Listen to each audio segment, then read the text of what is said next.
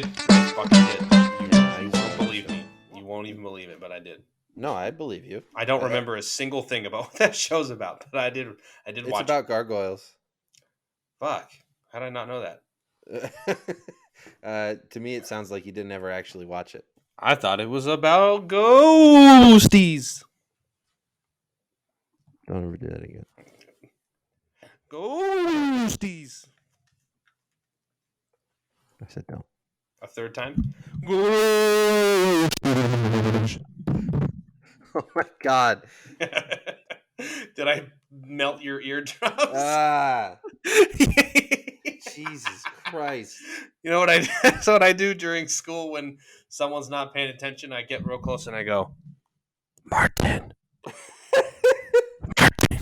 Or I'll knock on the camera lens so it looks like I'm knocking on a door. Martin, hello, knock knock. That's really awesome. I'm here. Hello. Well, teaching remote, you got to be creative. You can't just sit around and go Bueller. Like you're just gonna get ignored. Hey everybody, and welcome to this week's episode of Midnight Masterminds. This week it's just me, Tyler Stout, joined by director, writer, and screenplay creative powerhouse Wyatt Chip Dangercock Moore.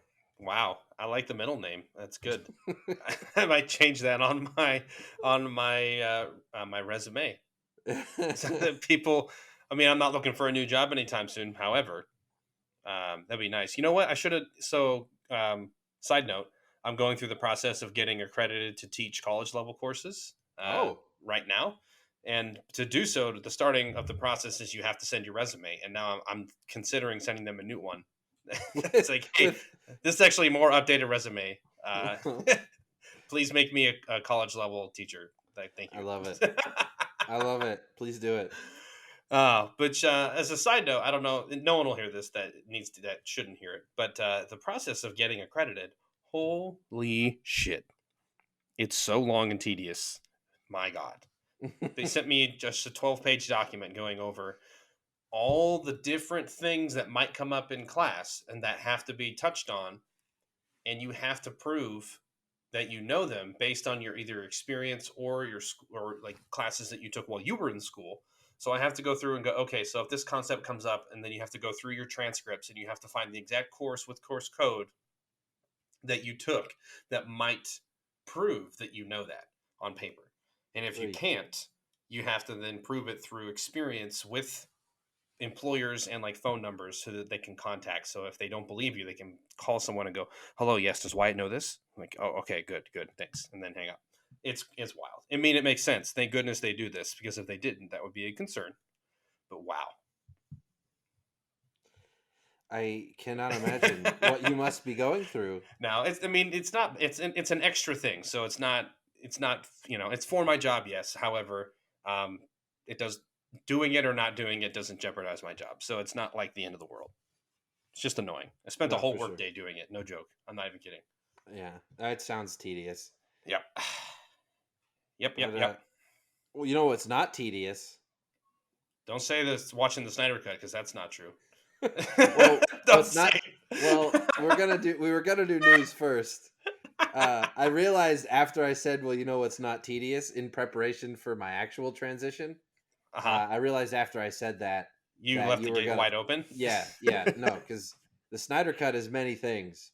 Not tedious is not one of the things that it is. I did say that. However, I will say, at no point was I like, can this just be fucking over already? That never happened. And the thing is, the Justice League, which is the Joss Whedon person, I was wondering that the entire time I watched that film, and it's less than half. So yeah. No, I'll say, yeah. I will say that too. We're gonna do a full review in a little bit, because there's some new stuff that I want to cover first. But yeah, no, I feel the same way. The theatrical release was much more of a slog, which is insane, considering it's literally half the runtime. Yep. But anyway, speaking of DC, because we're going to keep it just DC this week, we have a Marvel-centric episode coming out next week when we get Brian back. He's really excited to talk about all that stuff. But I don't know if you saw, but Dwayne The Rock Johnson let Black Adam use his Instagram and Twitter to announce that he's coming to DC. Like, we have a release date for the Black Adam movie. Hell yeah, baby! I So actually really love Shazam, so I'm hoping Shazam shows up in this movie. he Although should. there's no guarantee that he will yet. He should. I mean, it's they're treating Black Adam like they've been treating him in the comics the last few years, which is as more of an anti-hero and less of a straight up villain. Because traditionally, he's literally just bad Shazam. Right, He is the General Zod to Shazam's Superman. But recently, he's been much more of just like an anti-hero. Like he does things that are he's much more like Namor, I guess, if you want to talk Marvel, where he's like he's not good or bad. He's just he only cares about protecting Katak, I think is the name. I don't actually know. His nation. He's only interested in protecting his country. And sometimes that means he fights the Justice League. Sometimes it means he joins them. Is it the Justice League or the Justice League? Actually, we don't know. Because we never. We don't know which one's gonna be the canon one. Well, that's the thing is because like they did a big old press release recently, and a whole bunch of stuff came from that we can talk about. But I don't remember the fucking asshole's name because she was an asshole the whole time, and it made me not want to learn her name. But they had an interview where they talked about a bunch of stuff coming up for DC, and in that the person mentioned that what they're excited about the DC multiverse. So basically, they're not limiting themselves, but they're also not necessarily organizing everything into an MCU-esque right film universe, which I think is smart. They should focus on making good movies before they think about making a universe. Well, there have been so many false starts and so many offshoots and weird things that if you just slap the name multiverse on it, you can go, yeah, it's all which is which is sort of it. Basically, it allows them to make a sort of definitive statement in saying something along the lines of, with the release of the Snyder Cut, Zack's trilogy is over. Right. So that could mean if they never make another one, that was what they meant. But it also means that trilogy's over. It doesn't necessarily mean that those characters' stories are over. And you know what sucks? For like the first time, I want to see the next thing. Yeah, I want to know what led to this hellscape that they're in, and why is the Joker in it, even though he's worse than ever here? Oh, that was literally the worst fucking thing I have ever seen that involved Batman and the Joker talking to one another. But I liked the Batman stuff. In the movie proper, yeah. Again, I want to review the Snyder Cut. I know that as soon as I heard Batman not only curse but threatened to kill him, I was like, all right, well, this isn't very Batman, but it is very Batfleck, and I like that. Yeah, which is fine. But so there are people who really love all of these versions of the characters, and I'm happy for them that the Snyder Cut wasn't a complete garbage fire the entire time. But the way DC is approaching it is kind of cool because it's like if the Matt Reeves Batman movie is like a smash, well then that's the Batman who is the mainline DC universe Batman. Right. If they make the next Snyderverse-esque movie with an Ezra Miller Flash or Gal Gadot Wonder Woman, and they suck, then it leaves the door open for a new character to play that character or actor. That reminds me, did we ever talk about Wonder Woman 1984? Not on the podcast. We can. Did you like it? No, I hated it. Well, that's interesting because I actually didn't hate it. I thought that, ironically, one of my biggest criticisms, and I'm realizing that I maybe was aiming this criticism at the wrong director the first time around, but when we reviewed the Justice League theatrical version in, what was that? The Justice League? Yeah, the Justice League, whenever the fuck that came out. 2017, I think? Yeah, one of my biggest criticisms of that movie was that the way it shot the Amazonians. So if you watch Wonder Woman, there's no upskirts. There's no they're wearing like traditional Greek armor, which was pretty bare. Like people would fight in just leather straps, but it would be shot in a way where you could always see their butts, you could always see their cleavage, you could always see their side boob, and it was gross. It was very exploitative, and I was like, fucking Zack Snyder. Now, in recent years, you come to realize that was probably not Zack Snyder, especially because, for the most part, Wonder Woman was shot better than ever, I think, in the Snyder Cut Justice League. The Wonder Woman shit in this movie, in Snyder Cut, I think is better than everything in 1984 and most of the stuff in the Wonder Woman solo film. Aesthetic choices of how people look and all that crap aside, right?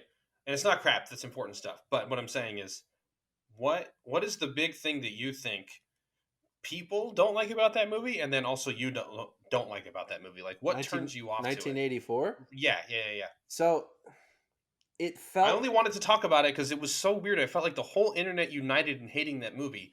And I finished it and I was like, I liked it. Am I dumb? No, you're not dumb. I just... So I can explain my feelings by explaining what I liked about the Snyder Cut Wonder Woman. Sure. You get a very clear idea what her powers are. Mm-hmm. She shows off all her powers. And she's like a badass, right? In 1984, maybe it's because I only watched it once, and that's because I didn't like it so much. But I just felt the whole time like the director Patty Jenkins, right? Yeah. It just feels like she doesn't know what Wonder Woman can do, and will just kind of like... I will agree with you and the internet on that. Her powers or empower abilities, all those things are super inconsistent in 1984, as well as the gimmick of the whole wish thing is, it's kind of dumb. All right, it's a stupid idea. So it is. I know that. Everything that I liked about the movie was the like I loved Pedro Pascal as Maxwell Lord. Like, that's great. The wish thing was fine. It was a little bit like hippy dippy, but that's okay. It's not everything needs to be grim and gritty. This was a little too hippy dippy. I also like... So you sound like your dad. it's when I used to get coffee when I was in high school, and we went with your dad on a trip, and it was like hazelnut flavored coffee, which I don't drink anymore, but I did it back in the day. He was like, "What's that hippy dippy shit?" And I was like, "Whoa, all right, man, take it easy. It's just coffee." I just mean it's like it was. Like... I was like, "You want to try it? It's not that bad." He's like, "I don't drink that foo-foo shit." And I was like, "All right, Corey, I got you, man." Dad will be dad. But I guess what I'm getting at is it's like, so you can have a love story. Wonder Woman can be in love. Steve Trevor is the first person she ever loved. She is so... like, it's just so weird that she's so hung up on this one dude she met in World War II who wasn't even the first man she ever saw. Understandable. She's been alive for so long. Even it's her first love. Even by 1984, she's... for how many fucking years she's still hung up on this guy? Like, you could have moments where she's like, oh, I miss him. He was great. But like, move on. Oh, that's mean. And it felt like it was just an excuse to get Chris Pine back in the movie. It was. And the only stuff that I liked about the movie, though, was their stuff. And, of course, Pedro Pascal. I did not like the cheetah. Oh, it was so bad, dude. It just... the thing about it was that she became irrelevant and unnecessary like halfway through. Yeah. And then when she showed back up, I legit forgot about her. I was like, what? They also didn't make it clear why she... like, their excuse for her becoming the cheetah was so dumb. They tried to do the whole Electro Spider-Man thing. Yeah, it's like, you're from Amazing Spider-Man 2, a movie that was made. Yeah, I want to be an apex predator. Okay, so just a really good at hunting human would be an apex predator. Yeah. Like, you don't need... that doesn't explain why she's a cheetah now. But yeah, I don't know. And then, like, it felt like really preachy, which is fine. Like, yeah, the world's on fire right now, and we need positive messaging, but also, like, I don't know, Gal Gadot talking to me in my home on Christmas after it just felt disingenuous.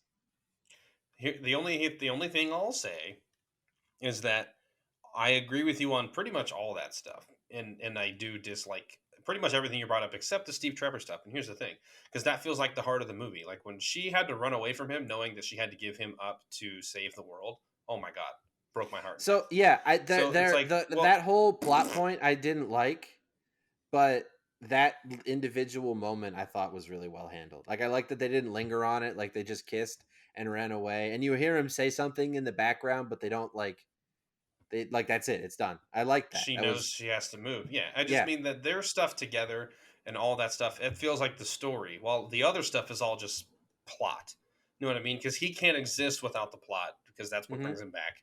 But the stuff that's the story is her relationship to him. I enjoyed all that stuff. Like that's the Hmm. heart of the movie, and I liked it. So I will forgive a movie for a million shortcomings if your heart is pure in what you're saying. And in that Sure. case, it was, at least to me. I don't know. And Yeah. why are we talking about this movie for so Well, long? it's DC, I don't know. and one of my points for Justice League, the Snyder Cut, was that it handled Wonder Woman really well. But another Gotcha. thing is like all the action in 1984 was laughably bad. Like It was just like, it was like goofy. It didn't feel like it was actually happening. why, like that bit at the end where the second strongest character we've met in the DC universe up to this point, needs to swing around like Tarzan to get away from a cheetah lady. Like Yeah, she can like jump in the air and pretty much fly. so she can just teach Why does herself she how to have to do fly and punch so hard that it hurts that? Superman. But no, run away from Cheetah Woman because she's more better than you or whatever. It's so dumb. And Yeah, then it's that don't like make no damn sense. make a big point out of this weird like bird person armor, and then you show up and it just gets obliterated right away. Like that was cool. Yeah. Like thanks for wasting my time with that. I don't know. I never No, once no, no, felt no. like this is good. I never once had that thought. And I usually have that at least once in these weird end up being bad DC movies. Like even the Justice League as you're calling it. When I saw it, like there's the bits in the beginning with Batman where he's just fucking around with that criminal Hmm. were not good, but it was fun to see Batman do comic book Batman things. Like Right. we've never really seen that. Like and that's cool. But anyway, um it's like so we had another DC thing. We had the Suicide Squad trailer. I'm gushing Um about this fucking trailer right now. bro. I'm showing it to everyone I know, and I'm going, this is going to be the best movie ever made. I Bro, can't. yeah, dude. I'm so excited. It just and I just like I'm going through the MCU in timeline order. You know that, but listeners don't. Um, I'm going through the MCU again, and I just got through both Guardians movies, and I finished them both just in time to watch the Suicide Yeah, Squad trailer, this which looks was like James Gunn making a Guardians of the Galaxy type movie, but in the exact way that he wants to, in the sense that he can make it similar to his old horror stuff that he used to do, or his really mhm. hard R stuff. And it's like a perfect. It's like if James Gunn could make the movie that was like, inside him waiting to crawl out, it's probably this one. And Mhm. I cannot wait. Yeah, and it's like, I mean, we're getting so many characters, dude, that And have you the know what? potential to be the like crazy awesome, but no one cares or knows about, which is I love when that happens. It's like it's tough to do a good Batman movie because people have so many expectations for him as a Hmm. character that if you don't meet them like no matter how good it is, someone's going to find a reason to hate your Batman movie no matter how For good it sure. is. Like even For The sure. Dark Knight, widely regarded as one of the best movies of all time, let alone comic book movies. There are a ton of nerds who hate that movie because it's not like comic booky Batman. And Stupid. fair enough. Fair enough. Like Man, you like don't what want you to like. enjoy life? Then go fuck yourself. That's fine, Yeah, I more or guess. less that's how I feel. When you're on your But deathbed, do you want to be thinking about like, well, at least everyone knew that I had fine cinematic taste, or are you going to be like, I wish I enjoyed some more shit? That's it's what, that's what I'm going to be thinking. like my initial thought was how how much less grating Margot Robbie's Harley Quinn was in this trailer than it was in the last Suicide Squad trailer, and even a little bit Hmm. in Birds of Prey. It's like I really like Birds of Prey, but I just I didn't care for it. she's a great actress. I just really don't love Margot Robbie's Harley Quinn. It just feels so It's fine. forced, that accent and like the jokes and the mannerisms. It's just like, ugh. And maybe that's It's like because it, growing on me, I guess. yeah, and At least that's just what for I'm me. getting at. That's what I'm getting at. It felt so much less forced in this trailer, and Well, I don't she's know if been that doing it long applies. enough. I hope that Yeah, she's got it down by now. yeah, yeah. No, that's for sure. And I was gonna say, like, maybe it's that's just she's just been she's had years to practice it at this point, and it's not the first time anymore. But it's just like it feels a little bit too that it has something to do with the writing, Well, like the James Gunn, lines. more than Yeah, any people that we've talked about, is a far superior writer. And I think he's yeah, the only one as well who's written um, a movie for Harley Quinn, I guess, that started out as a writer. Like before he was anything, he was a screenwriter, and that's what he yes, was. So I mean, yes. if anyone's had enough practice at doing this for a long time, it's going to be him. Hmm. And also, So yeah, he's good at it. I'm King Shark. I can't wait to see more of him. I can't believe he He's ripped a man in half, but like the other way. yeah, that It's was so good. incredible. Oh Oh, man, it's we have a Suicide Squad kills the Justice League video game coming out. yeah. Oh, I It's saw the being made. trailer for that. Yeah, it's being made by Rocksteady, the people that did the Arkham Asylum and all Yeah, those yeah, games. That one looks really really cool, and very good. Yeah, King Shark's in it. So it's gonna be cool it was a smart marketing decision because the game comes out after this movie. So like the movie will come out and James Gunn will have made King Shark really really beloved, and people will want more King Shark, and then oh yeah. they'll. Well, I already love King Shark because I watched that Oh Harley right, Quinn the TV Harley Quinn show. show, yeah. Oh, that show's so fucking good. I love that show. Have you watched it? I have. I don't love Haley Suoko's Oh, I think Harley it's Quinn so either. good. I think it's really good. It's a good, fun time. Rip roaring, and you know what? Alan I'm Tudyk is an excellent Joker. yeah, Amazing. I'm gonna force myself through more of it so I can articulate why I do or don't like it. Because right now Watch it. I've seen the trailer and I've seen like half of one episode, but I got turned off pretty hard, so I stopped. So I'm gonna try to get through it so I can at least tell all my friends who want me to watch that why I don't like it, or that I do like it. Thank you for recommending it to me. But speaking Yeah. of animated superhero shows for adults, um, Invincible. Uh, there's an animated series on Amazon right now. I The didn't know it was cast is animated. yeah, the cast is crazy. J.K. Like they Simmons, were from an insane asylum. no, Asylum. J.K. Simmons plays Omni Man. Uh, I think I Stephen heard about Yeun, Stephen Yeun from The Walking Dead plays um, plays Mark, the main character. Plus, then we have Zazie Beetz. We have what's his name, John Hamm. Like the cast is it's insane, and it's like it's so good. I was surprised. Like I was trolling through all my streaming apps trying to find something to watch, and then I remember I think the Weekly Planet guys said that there was an Invincible show coming, like on an episode I listened to weeks ago. So I was like, oh right, that Invincible show. So I went on Amazon Prime, and I just happened to think about it the day they released the first three episodes. So I sat and I watched all three of them. They're 45 minutes long, so I watched all three of them back to back. It was so good. I am addicted. I can't wait for next Friday You're addicted. when the rest of the episodes come out. It's so good. You know what I'm addicted to? It's a lot like The Boys. What's up? Do you know what I'm addicted to? No, Solar opposites. tell Oh me my about god, it. I love this show so much. Have you heard of it before? Yeah, I think so. Okay, so for anyone who likes Rick and Morty, here you go. It's basically Rick and Morty too. But it's about this alien family who's from a different planet, and their planet explodes Krypton style, and they have to go find other places to live. And they're essentially a family. They have this little thing. It's called a pupa, and the pupa is like this little baby type thing. But eventually, it will get big enough, and it will terraform the planet, and it will become a new planet that they can have their society in. it's ridiculous. They get into it's created by the same exact guy who made Rick and Morty. It's just for Hulu only. But what's hilarious about like the show itself is really funny, and I love the characters, and it's great. It's almost more digestible than Rick and Morty because Rick is not a dick 100% of the time, and like everyone who's there genuinely cares about the other people in the house. Like it's not fake narcissism. You know what I'm talking about? Yeah, The yeah.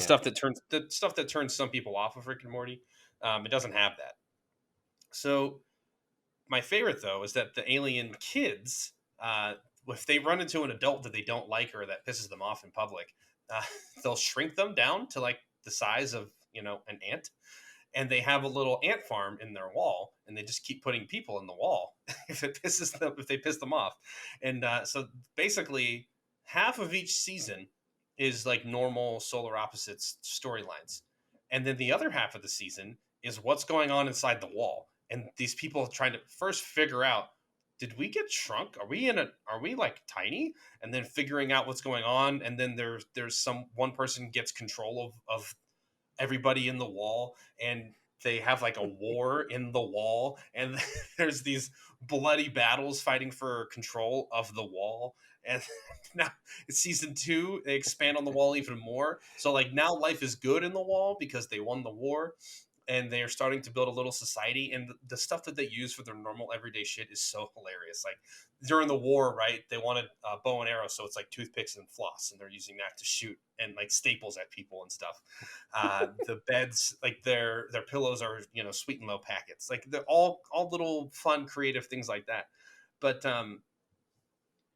when things are normal in the wall again, well, how do you keep that interesting? Well, now they're having like first world problems. So now there's a murderer in the wall just killing people and like stringing their organs all over the place. And now now there's a whole detective drama going on inside the wall society. It's so hilarious.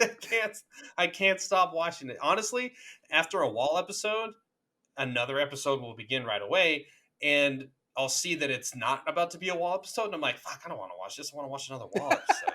I want to know what's going on in the wall. I'm not going to spoil it because the wall arc in season 2 is so good. So if you watch it, and here's the thing, each season's only 8 episodes, and they all drop at once, not like Rick and Morty where it's like every other week. They drop it all at once. So I just woke up one day and was blessed with 8 episodes of Solar Opposites. So watch season 1, watch season 2. You can do them both in like a 2-day shot, and oh my god, the wall arc in season 2 is unbelievable. It's so good. There's a bunch of really awesome adult animated shit right now. There's another one that I think it's on HBO Max called Infinity Train. Never heard of it. Yeah, it looks like it was made by the people who did Regular Show. And I've heard amazing things. And if it is those people, because that's the animation style. So if it is that group, then I'm going to love it. Because Regular Show is one of my favorite Cartoon Network cartoons, period. Yeah. So yeah, that one's on my list. Plus more Invincible. I guess I'll give this Harley Quinn show more of a try. You should. It's really good. I think you'll like it a lot. I think you got to give it, because I think you're thinking or hoping it's going to be more like the other DC animated stuff that you've seen or done.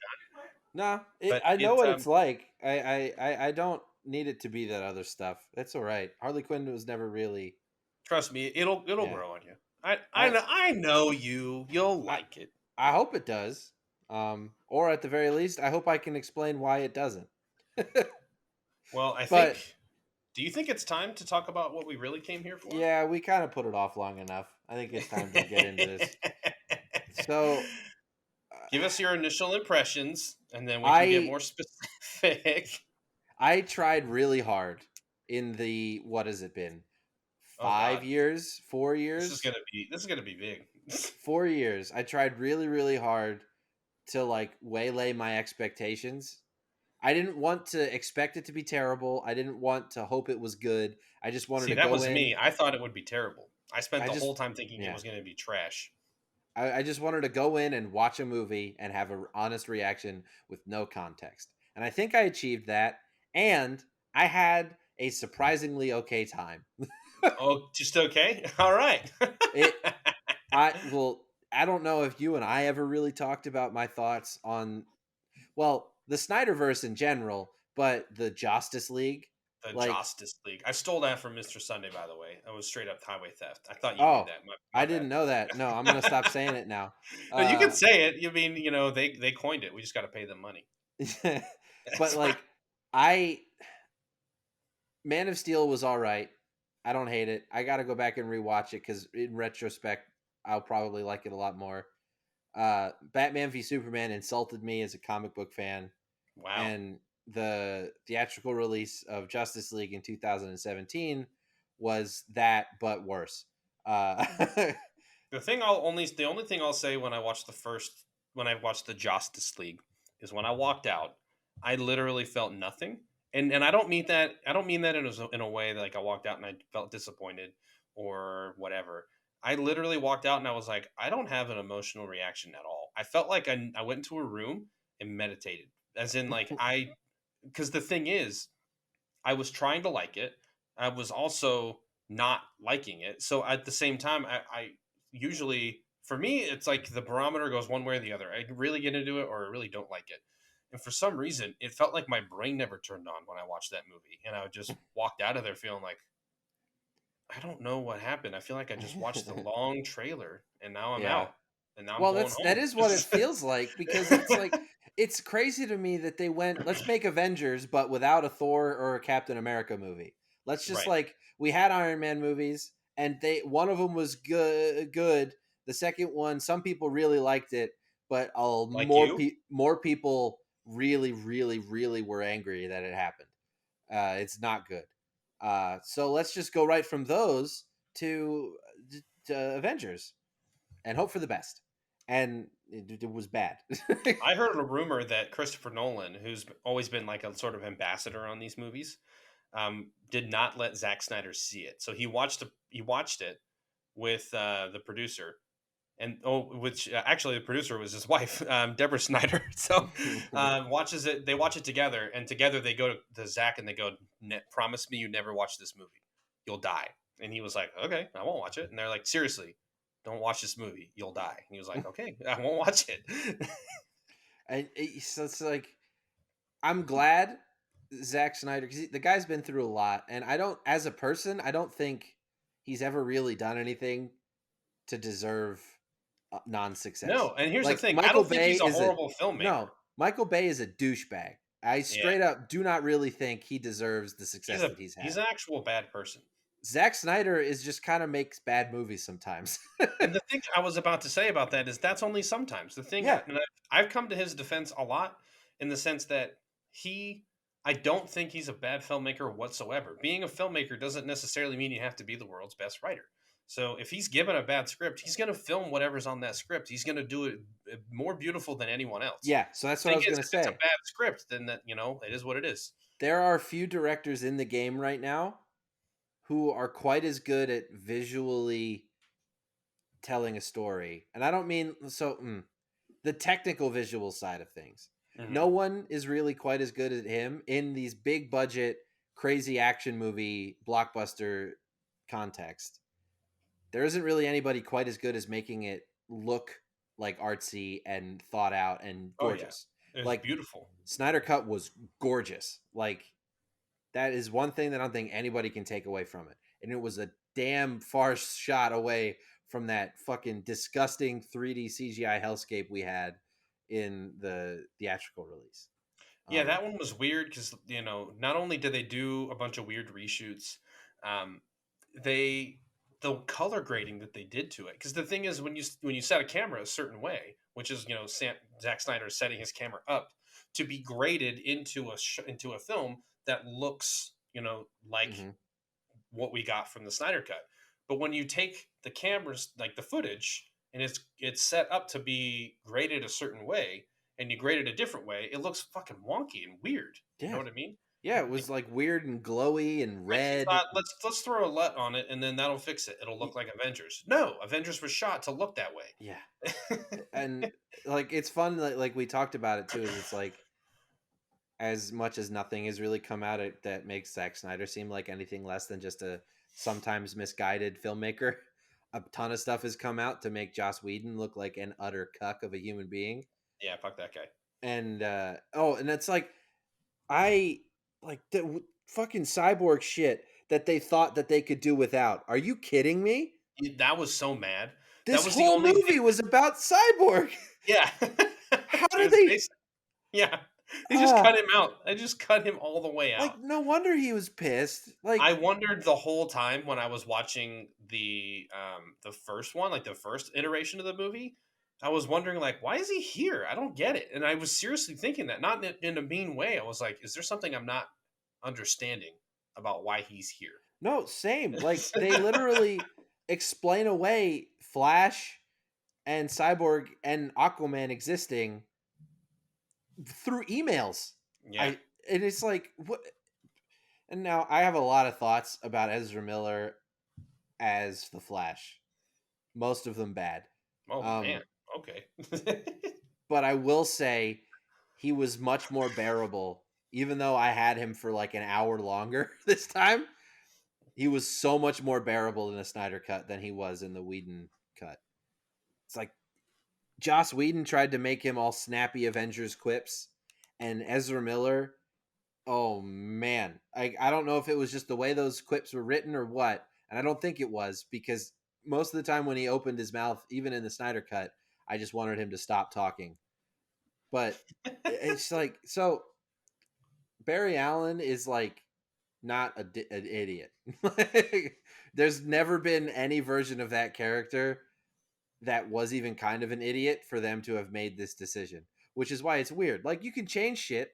Like Tony Stark in Iron Man 1 is much different than Tony Stark in the comics. I'm not saying Right. that everything needs to be a mirrored image of the comics version of the character.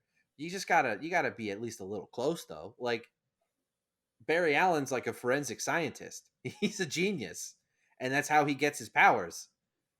He's working in the lab and he gets fastified. Kinda. Fastified. There's a lot of weird Speed Force shit that also did it, but more or less, he was in the lab and the Speed Force attacked his chemicals and made him fast. And he's just an idiot and bad at running. That's like the two things that the Flash has. I was so annoyed by that, and I kept saying it when we were watching it, even in the Snyder cut. I was like, why does this mother keep falling over? Why does he keep falling over? He's the one. It's the one thing that you do is run. So why do you keep falling? You can have Superman in your stuff if so the thing that makes Superman awesome is that he can keep up with the Flash and he's like the strongest dude there, right? But he can't like swim as fast as Aquaman or fight as good as Wonder Woman or whatever. But when you have Superman there and he's just better than the rest of the Justice League at all of the things that they're good at, what's the point of the rest of the Justice League being there? Right. What's the point of the Flash being there if Superman is faster than him? Well, you touched on the Speed Force, and I'm pretty sure that Superman cannot run back in time, despite the fact that he did do it in his initial movie. Well, the '70s version was basically omnipresent. So yeah, but what I'm saying is he could not do that, which was very important to the ending of yes, the so that's what I was getting at. The Joss Whedon version of Justice League made it feel really weird that any of the rest of the Justice League had to be there. Right. Because every time Superman showed up, he just did everything for them. This one made it clear that no, they would not have been able to win without Superman. No. But they were doing wouldn't have been able to win without anybody else. Exactly. Yes. It's like every single person brought something crucial to the match, and I give Zack Snyder full marks for doing a better job of realizing all of these characters that has been done up to this point. I think, except for maybe Superman in Man of Steel, but I have a lot of problems with that. The thing that's disappointing about all this, and then I'll get to mine, because I feel like we got your initial impression. I'll give you mine. Yeah. But the thing that is interesting here is that you have a 4-hour version and you watch the whole 4 hours. You do feel like it's a complete experience from beginning to end. But if let's say we rewound the clock and the studio was totally hands off and they're like, yeah, Zach, turn in a movie, whatever you want. And he just does it without any studio notes and he turns them in a 4-hour movie. They're going to make him cut at least an hour and a half out of it. which means, or I don't know, maybe an hour. What would you cut? Because that's the thing. Like Yeah. this is still, if you try and look at it in those terms, we still would have probably not liked it all the way back then because it would be missing an hour of crucial shit. Because every single thing that's in here is an hour, which means that he prepped an hour-long movie or 4-hour-long movie and expected the studio to like that. It's like, dude, how that was never going to happen. Come on now. So That was I never will going to happen. say, I think someone did the math. It's like, I think something crazy like 10 or 15% of the movie is in slow motion. Yeah, just speed that shit up. That's fine. Yeah, you don't need a slow motion shot of Lois Lane getting a latte. You don't even need to see her get the latte. You could start that bit with her. Well, honestly, you talking could go to the cop. The whole Martian Manhunter thing. Just take that whole take all that so out. That's like, well, oh man, that does not add to the plot. He's such a good character, and they marketed the whole, like, what part of the marketing for the movie was that he was going to be in it. Why bother though? Like, what was the point? Where was he when they were fighting Steppenwolf? Like, that would have been a really great late addition. Like, because they already established that that's a thing that they do, right? In Batman v Superman, Wonder Woman just fucking shows up and starts kicking ass with Batman and Superman at the end of the movie. That's fine. Sense. Whatever. Somebody Enough who's people not involved in the story would at least be able to recognize, hey, some shit in Metropolis is going down. Exactly. I might need to get over there. Yeah. He's the protector of the planet. So he knows that, like, some serious shit's going on. He's also the most powerful telepath in the universe. He knows where Steppenwolf is. Why didn't he show up and help? He's just as powerful as Superman.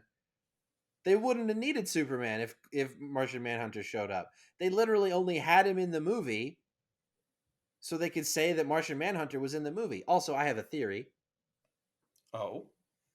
Zack Snyder wanted a Green Lantern to show up. It has not been there's no rumors as to which one.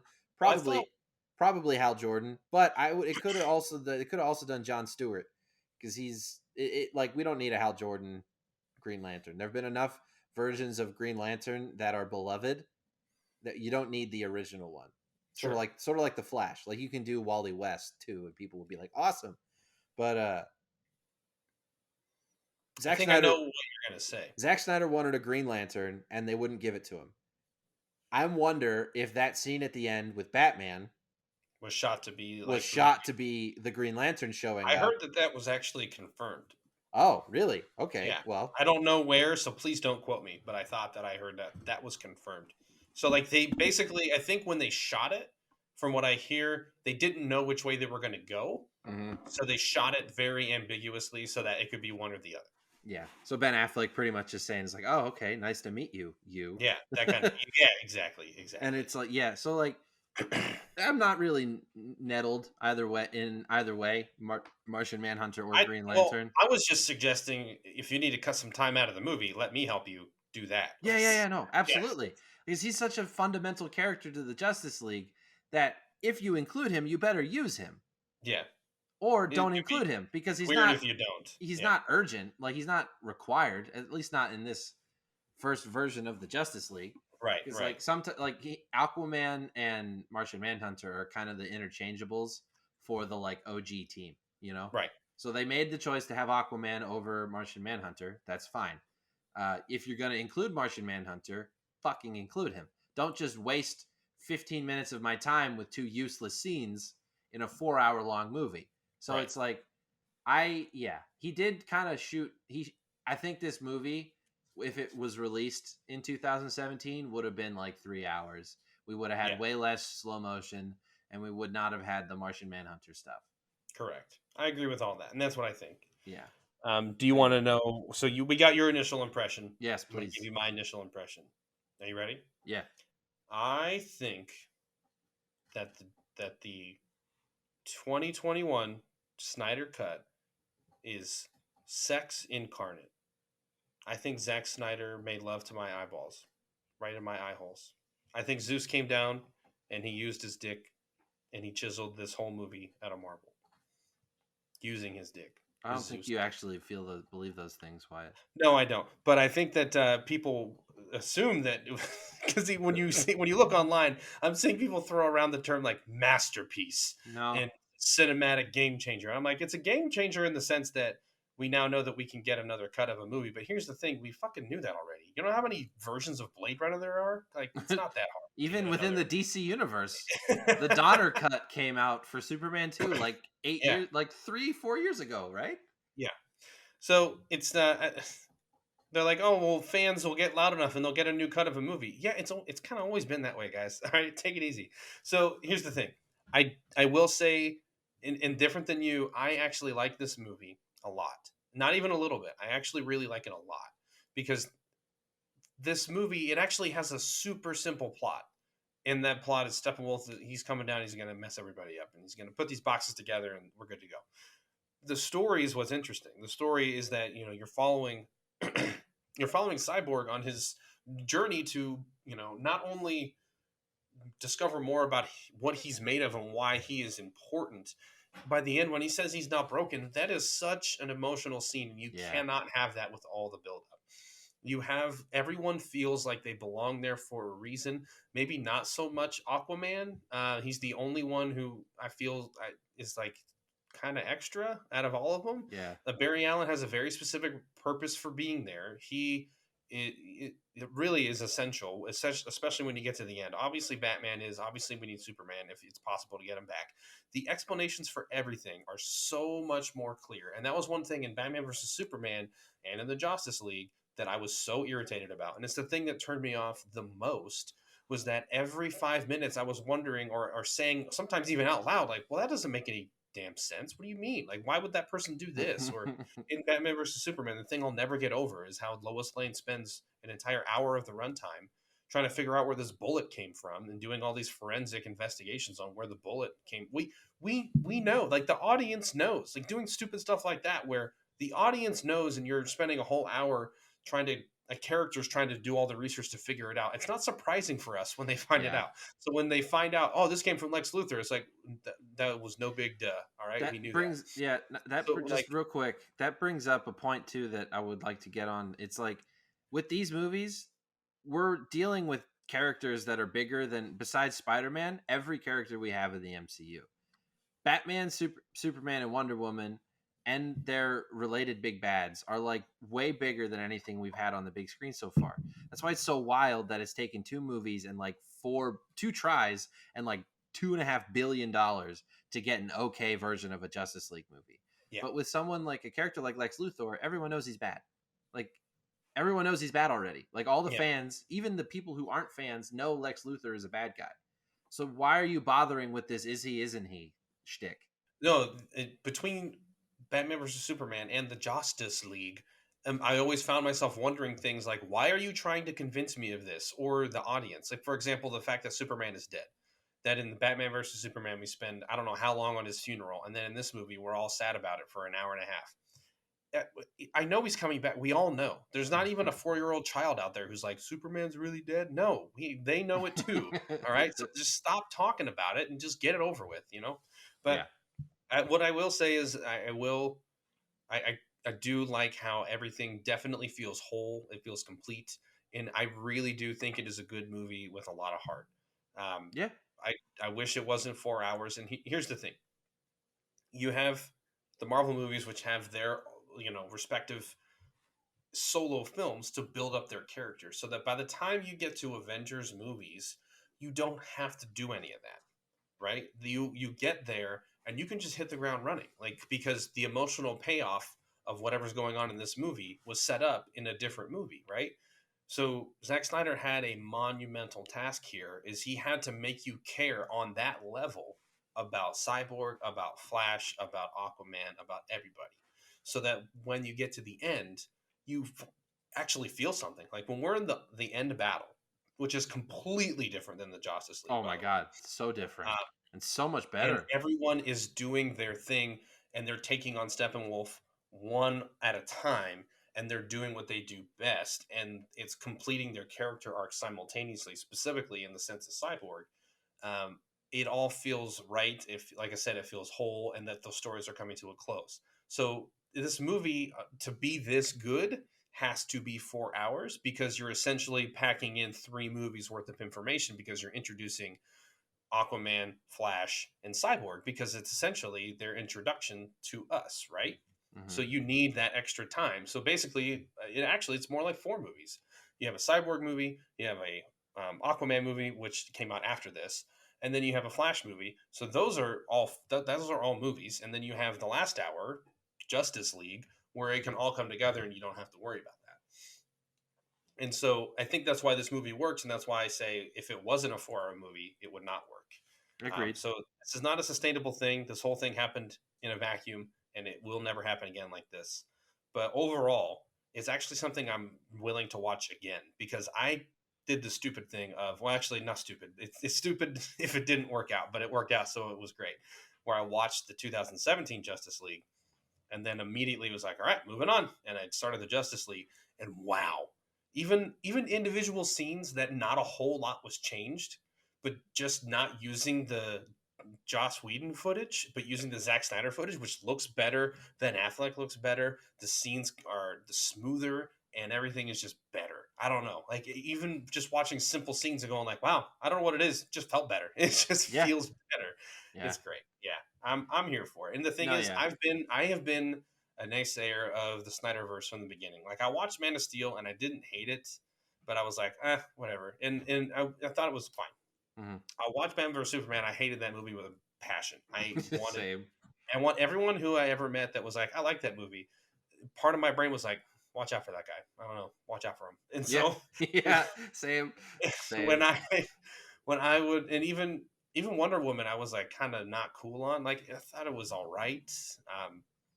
I think it was Wonder Woman for me is the equivalent of like Captain Marvel in the MCU, where it's like, it doesn't do anything all that great or all that new, but it does it well, so who cares? Sure, it's pretty good. And Aquaman I thought was all right as well. And then you get to Shazam, and by then it doesn't even feel like a DC movie to me at all. Like, that's a whole other thing. So I finally, when you get to Shazam, I was like, now you're speaking my language. I kind of like this thing. So by the time I got to a second viewing, or what I thought was going to be a second viewing, but actually turned out to be a whole other movie. But you're asking me to watch a movie that I don't like again. I was like, come on. Like, I was tailor-made to hate this film, and it turned me around big time. Yeah. So that's really all I have to say about it. Like, we can go into all the performances and all this stuff, but the thing that's hard about that is that we've talked about Justice League before when it came out 4 years ago. So yeah, Amy Adams is still great. Henry Cavill is still an excellent Superman. Fight me on it. Ben Affleck fucking nails it, right?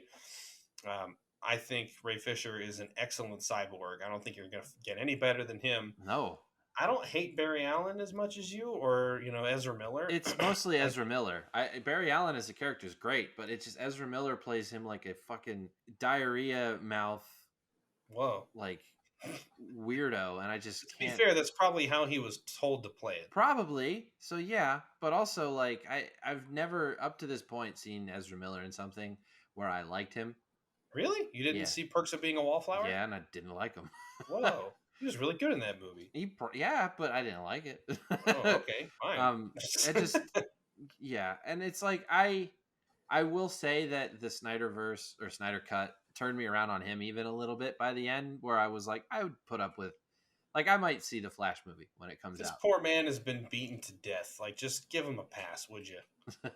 Seriously, the life has just taken him through it at time. Because here's the thing.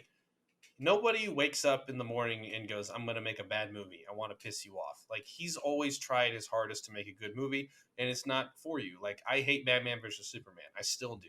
Yeah. Even the Ultimate Edition. I don't care. But I still think that there's merits to it. And also, that doesn't have anything to do with the man. Like, in all the interviews and everything I've ever seen about him, he just seems like a nice guy who wants to make a movie the way he wants to make it. I just might not like it. You know what I mean? And I'd agree with that. When it comes to Joss Whedon, he's a dick. And so I don't want him to make any more stuff. But the thing is, even though Joss Whedon has a track record of making better stuff than Zack Snyder, I would much rather Zack Snyder continue working than Joss Whedon. Oh, absolutely. And the thing is, also, sometimes I forget, Zack Snyder's made some killer movies in the past. Like, he's not a bad filmmaker. He's just, when you give someone enough resources, sometimes what they want to make is not what you thought they would want to make. So when you give the guy who made Dawn of the Dead and 300 a bunch of money and license to do whatever he wants, you'd think that he'd make something along those lines. But he wanted to make this, and that's what it is. Sorry, So that's one thing that I would like to leave on. Yeah, is like, as far as the characters themselves, besides the Batman being a murdering psychopath thing, I like when he tells Joker he's gonna fucking kill him. Like, that was I like it.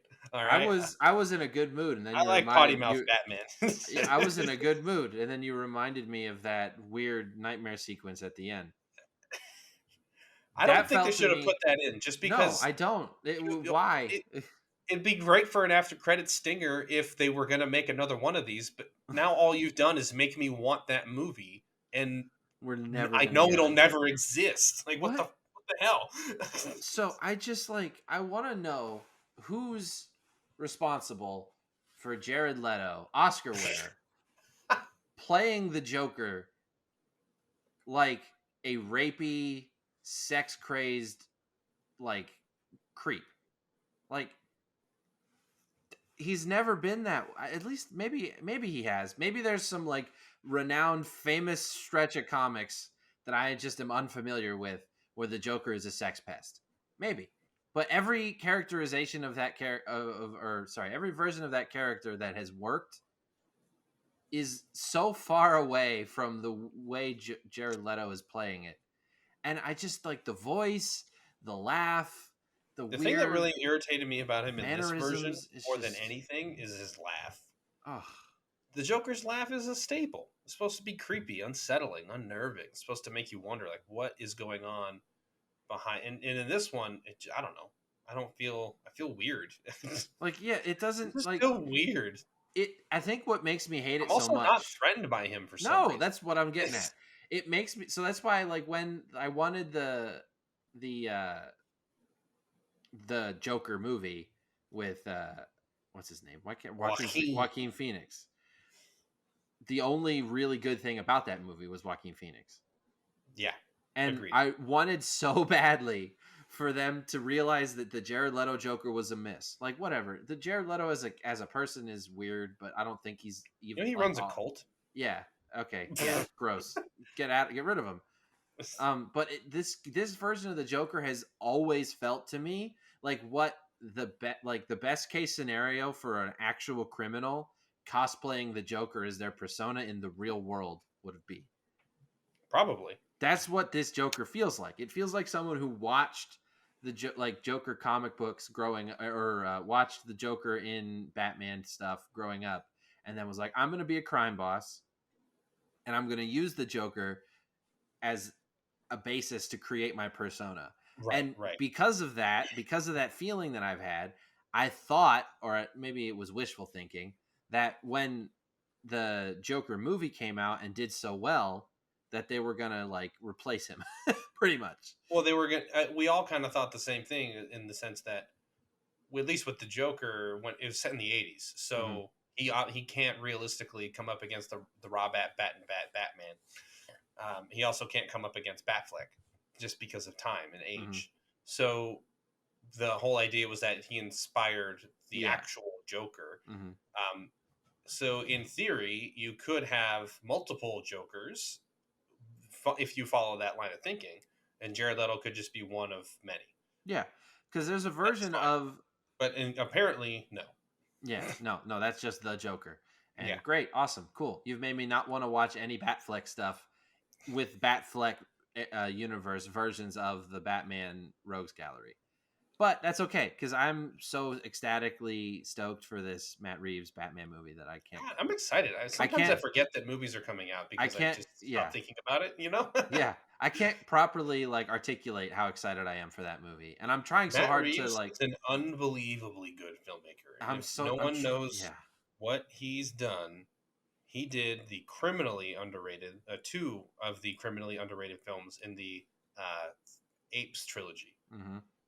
And they're oh my God, they're so good. War for the Planet of the Apes is one of the best blockbusters of the last 30 years. The thing is, no one talks about these movies. Like, they came out and no one acts like they ever existed. It's exceptional. Like, it tells Caesar's story from when he was born all the way until he dies. and it's beautiful. It's absolutely incredible. Yeah. And I walked out of the theater of War of the Planet of the Apes, and I walked out to the car, and I was walking the car, and I was like, I just witnessed the end of one of the best trilogies ever made.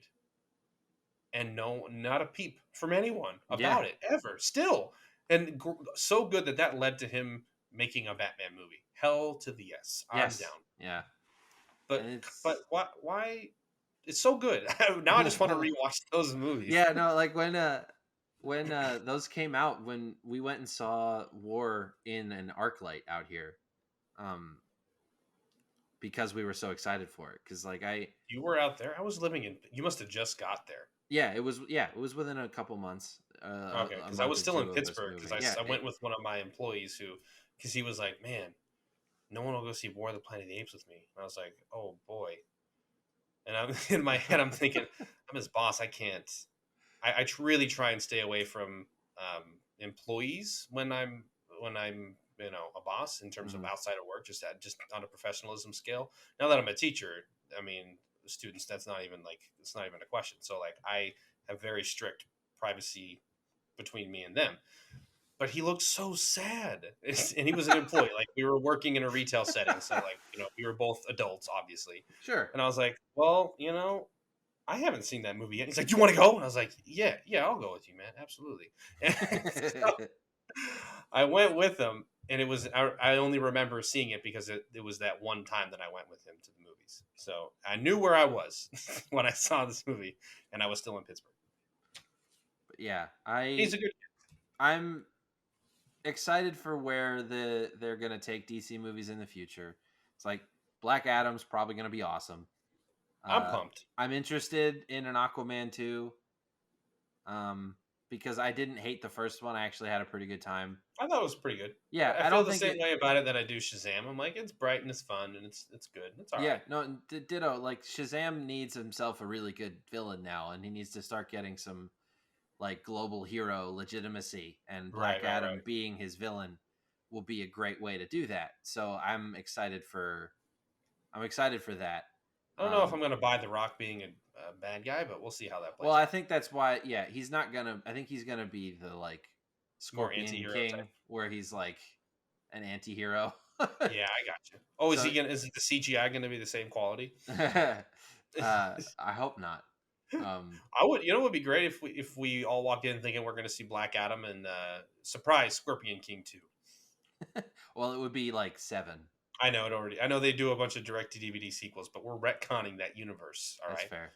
Yeah, we're taking the Halloween approach. But yeah, no, like thanks. Like I have a lot of concerns with how powerful streaming is now, because I'm a bit of a purist. I prefer to see movies in theaters, especially if they were made with that in mind. Like, I'm not naive. Like, I'm not gonna go see something like Palm Springs or Boyhood in a theater. Like, I don't necessarily need. I saw it in a theater. I know, but what I'm saying is, it's like I'll go if I can, but I don't. Like, that's not really like those movies aren't going to really be any you're better. You're saying you want to go for the one where it's going to be an experience and not just I watched a movie and it was big. No, exactly.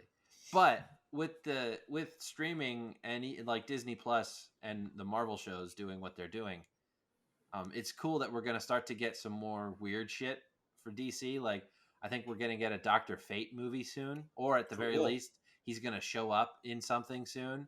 Which, fuck yeah, I can't wait for that. Like, and then that means we might get a Constantine live action movie again soon, or at least maybe a Justice League Dark movie, which I think that they were talking about. So it's like the Snyderverse did well. Like, apparently it did really, really well. Like, HBO Max saw a big boom in subscriptions. I mean, I subscribed to HBO Max specifically so I could watch it, and then I've kept it because there's a bunch of awesome DC stuff on there. Yeah, dude, it's actually stuff really coming nice. Out. HBO Max, yeah, HBO Max actually turns out might be my like second favorite one. I turn that on pretty much out of habit now. Like, I turn on the TV and I'm like, just scroll right over to HBO Max. It's got so much good stuff. Disney Plus. I mean, I'm a shill for Marvel, I guess, at this point in my life. Right. But so I'm never gonna not have Disney Plus, I don't think. And I don't think there's like, I have my issues with WandaVision and junk like that, but Disney as a company, but also like my issues are so outweighed by how Honestly, much I I've just enjoyed look at stuff. Disney Plus as my monthly Simpsons subscription. That's what I use it for. I use it for Marvel, and it's I worth have all the Marvel stuff except for the shows, obviously. But I have all the Marvel movies on Blu-ray, so I'm good on that front. It's my Simpsons subscription, and I don't know how, but I still haven't watched it all yet. It's so much stuff. It's so much stuff. I mean, it's been running for 700 years, so I do like keeping up with Falcon and the Winter Soldier, and I'm really liking it. And I'm liking that there's a badass out there, and his name's Wyatt, and yeah. I like that. Well, and he's that Russell's son. So our thoughts on the Marvel shows up to now and the future of Marvel in general will be covered on the next episode of Masterminds when we get Brian back. Don't worry, I won't spill any precious deets right now. But it's a good time, I guess, in summary of today's episode. It's a good time to be a nerd. Yes. Because, like, I think of, like, the slate for upcoming DC movies has more of a chance of being good than it does of being trash. Yeah. And that's exciting. Oh, yeah. All the new DC stuff that's coming out, every single one of them, I'm excited about. More than anything, the Suicide Squad. Yes. But it all seems good to me, honestly. And it's ready. Like, I mean, it's crazy to me that, like I said it earlier too, is it's like it took them 2 tries and way too many billions of dollars to make an okay Justice League movie. Yeah. I mean, you have Batman. At this point, just give up and move on, man. Yeah, you have Batman, Superman, and Wonder Woman, and the best you did was okay after 2 tries. That's asinine. But whatever. Like you said, it's done. We can move on. Fucking finally. Watch the new Batman. We'll watch the Suicide Squad. We'll just keep trucking along like nothing happened. Yes, and I'm excited. That's the way I see it, and I'm ready, and I'm here for it. And hell yeah, baby. Yeah. Hell yeah, baby. Well, with that, thank you so much for listening. Joining us for rambly chats about the Snydercut. This is called.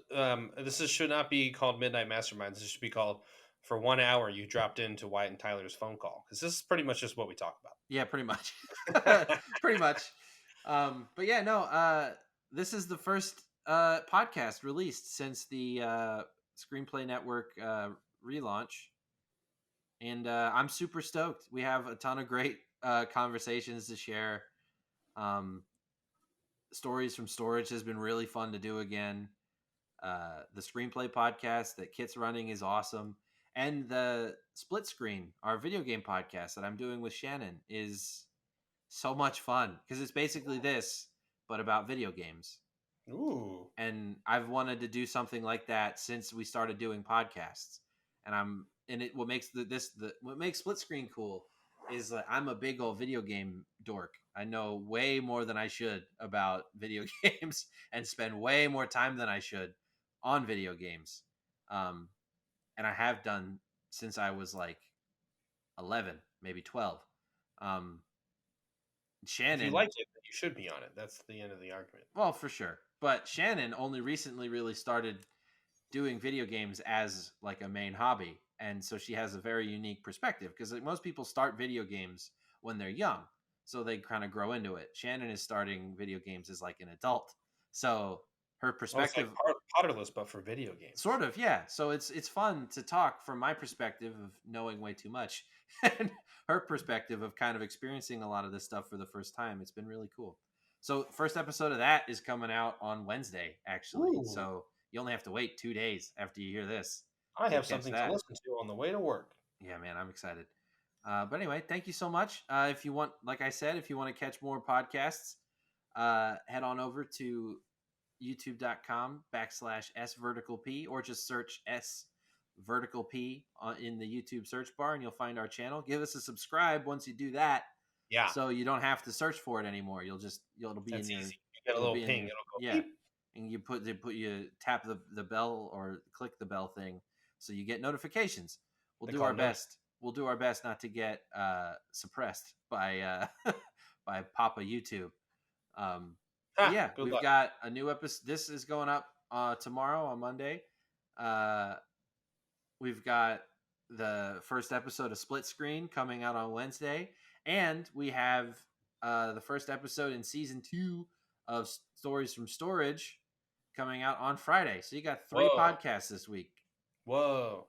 And then it'll slow down after that, but we wanted to launch with a bang. Anyway, I've been Tyler. Thank you so much for listening. I was going to say I've been Tyler. Oh, well, we can both be Tyler if you want. Okay. We've been Tyler. We've been Tyler. Yeah. And this has been Midnight Masterminds. Good Thank night. you so much for listening. I'll tuck you in. Here's a kiss on your head. Ew. Stop. Well, I could kiss him goodnight. Ew.